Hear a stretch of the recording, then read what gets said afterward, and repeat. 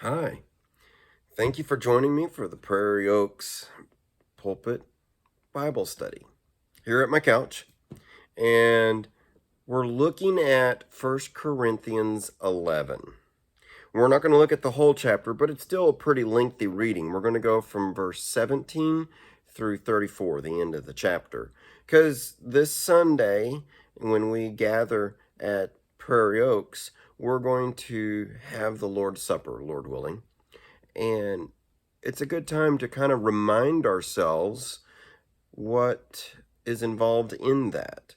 And so 1 Corinthians 11 is a good place that, other than the three gospel accounts that show where Jesus did it with his disciples, this is the only other place we really get much instruction about it, including some warnings.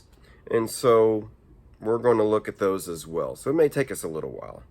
But 1 Corinthians 11 in your New Testament, Paul's letter to the Corinthians, the first one, chapter 11, and starting at verse 17. So let's read it.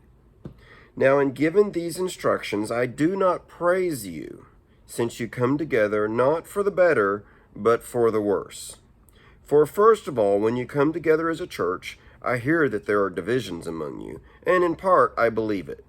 For there must also be factions among you, that those who are approved may be recognized among you. Therefore, when you come together in one place, it is not to eat the Lord's Supper. For in eating, each one takes his own supper ahead of others, and one is hungry and another is drunk. What? Do you not have houses to eat and drink in? Or do you despise the church of God and shame those who have nothing? What shall I say to you? Shall I praise you in this? I do not praise you.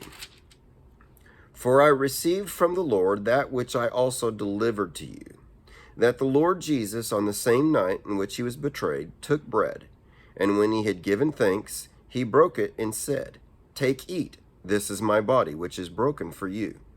Do this in remembrance of me. In the same manner, he also took the cup after supper, saying, This cup is the new covenant in my blood. This do as often as you drink it in remembrance of me. For as often as you eat this bread and drink this cup, you proclaim the Lord's death till he comes. Therefore, whoever eats this bread or drinks this cup of the Lord in an unworthy manner will be guilty of the body and blood of the Lord. But let a man examine himself, and so let him eat of the bread and drink of the cup. For he who eats and drinks in an unworthy manner eats and drinks judgment to himself, not discerning the Lord's body. For this reason many are weak and sick among you, and many sleep. For if we would judge ourselves, we would not be judged. But when we are judged, we are chastened by the Lord, and that we may not be condemned with the world. Therefore, my brethren, when you come together to eat, wait for one another. But if anyone is hungry, let him eat at home, lest you come together for judgment. And the rest I will set in order when I come. So it bears in mind that there's some things in 1 Corinthians in this letter and in other parts of the New Testament. It's kind of hard for us to figure out some of the context because, well, he's writing a letter to somebody else besides us, and they knew things that he had taught them personally that he's assuming they remember in his letter. He doesn't restate it. But we, as especially in our tradition, for lack of a better word, in our denomination as Baptists, we don't like to use the word tradition because we want it to be in the scriptures. And so we try to do just that, do what the scriptures tell us, which then lends us to some interesting things here. So looking at the last half of this chapter, we see there where he'd already told them about the Lord's Supper. These were things, in fact, as he says in the beginning of this chapter, which he didn't put it in the chapters, but he says, I do praise you that you remember what I taught you and you do these things. And then he goes about straightening out some things that they're not remembering right, or they're just doing their own way. And that's where we come to this, is that they were doing it their own way, not the Lord's way. Because he says, I hear that you've got divisions, schisms and heresies is what the words would lead to from the Greek to English directly. Not exactly the same thing here, but it gives the same idea. They're not being united. They're not unified in Christ. They don't have to be the same, but they are to be one. And putting it into the context of the Corinthian Greek culture, they had class system, and the upper class didn't really have to be nice to the lower class, the poor. And it had bled over into the church, specifically showing up in something that was supposed to be a unifying thing, the Lord's Supper, and it had become their own supper. And they were, kind of reading between the lines, they were looking out for, the upper class were looking out for themselves, eating a sumptuous feast, and then by the time the poor could get there after work, well, some were drunk, some were gluttons, and there was nothing left for the poor. And he says, no, that's not how this is supposed to work. Just eat at home if you're going to act like that. And I think that's pretty convicting. If we're not going to do it God's way, then don't even come. It's God's house. It's God's instructions. We do it his way. And so he says, do not despise the church of God, and don't humiliate, don't shame those who have nothing. So I don't praise you in this. So let me go back through, he says, and reteach you what you should already know. And this is the Lord's Supper instructions that he received. That's verse 23 here. He says, for I received from the Lord that which I also delivered to you. And that's technical terminology. It was discipleship is what that's called. He had been discipled. Now, some would believe that he got it directly from the Lord. Maybe in that 3 years he was in the desert outside of Damascus. But I dare say that was the first time he heard it, because Ananias would have passed these things on to him. Specifically when he uses it again in 1 Corinthians 15, that which I delivered to you is what I also received. And then he gives this creed of what Christ did at the cross. For I delivered to you, first of all, what I also received, that Christ died for our sins, according to the Scriptures, and that he was buried, and that he rose again the third day, according to the Scriptures. And then he starts listing witnesses. That was kind of a creed that it would appear that he had received and he delivered to the Corinthians. And this was included in the things that he delivered to them, is that on the night that the Lord Jesus was betrayed, and if you go back to the Gospels, you know that he did a Passover meal with them. And in so doing, within the Passover meal, there was unleavened bread and there was the fruit of the vine. Some say it was wine, some say it was grape juice. It's pretty hard. They didn't have Welch's back then, so you can probably guess what it probably was. But we'll say fruit of the vine. And he took those two elements out of all the other elements of the Passover meal and poured new meaning into them. As he took the bread and said, this is my body, which is given for you. And the bread was broken. Now his bones were not broken, but obviously to say his skin was broken is an understatement of what suffering he endured. But I think the body speaks more of his righteousness. He lived a sinless life up to that point. And so in his body, he fulfilled all righteousness for us. Perfectly righteous. Tempted like we are, but not having sinned.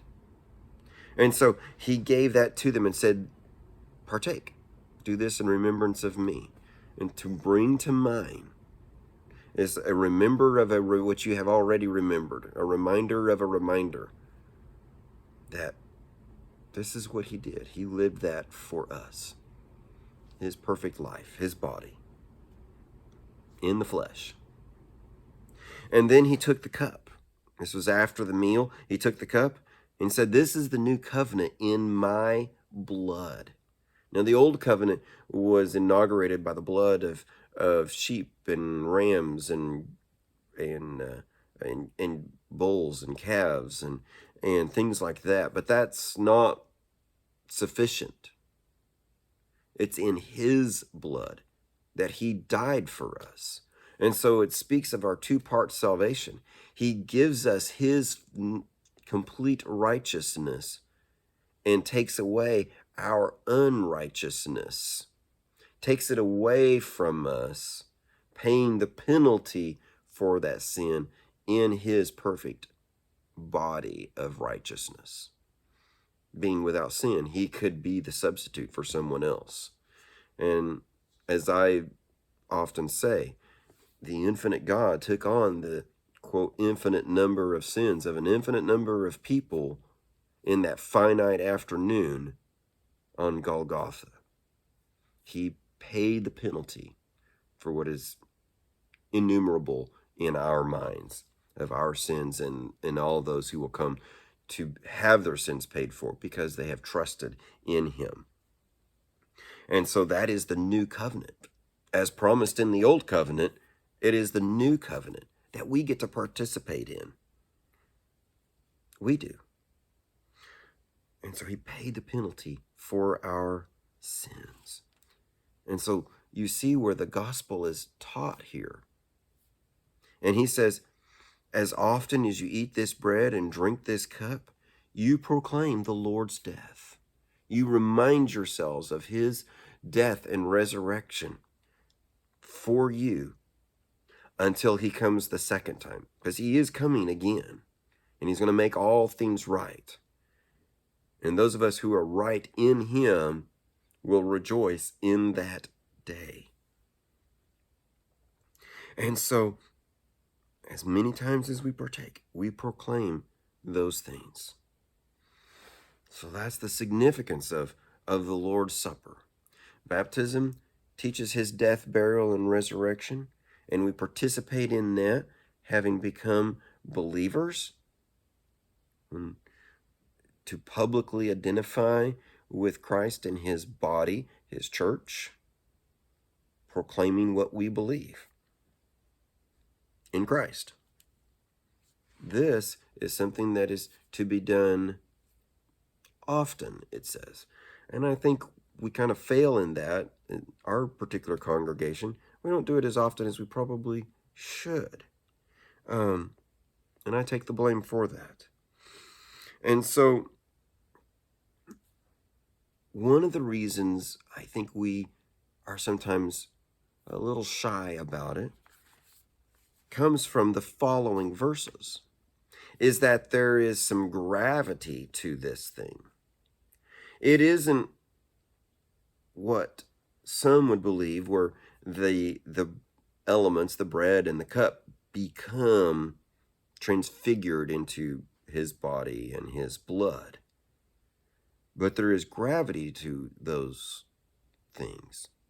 We're participating in something.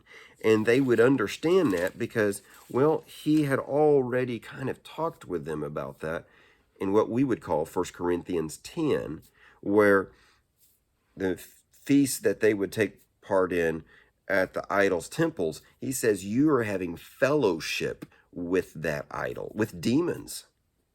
Don't do that. You may think you're just having a nice meal, but you are participating in spiritual things you don't understand are going on.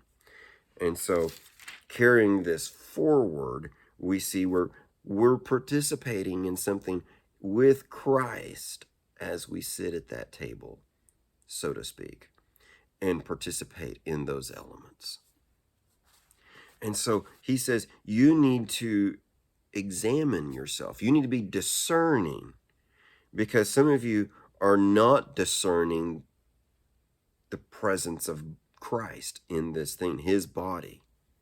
And I think he uses that term knowing it's a little ambiguous, because not discerning the body presence of Christ his sinless body that is symbolized in that bread, but also the body of Christ, as in the group of believers, as he calls us, the body of Christ, earlier in this letter.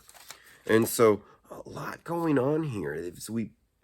Paul is being a good Hebrew, and Hebrew literature is to be meditated on and to ponder on the nuances of meaning that can be in these loaded terms, so that we get the most out of every word of God.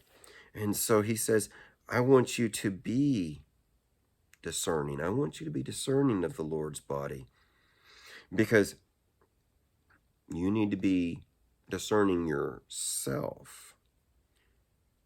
You need to be discerning of yourself first. Are you in Christ? Have you spiritually partaken in what Christ has accomplished, that eternal salvation? Or have you not? It's up to us.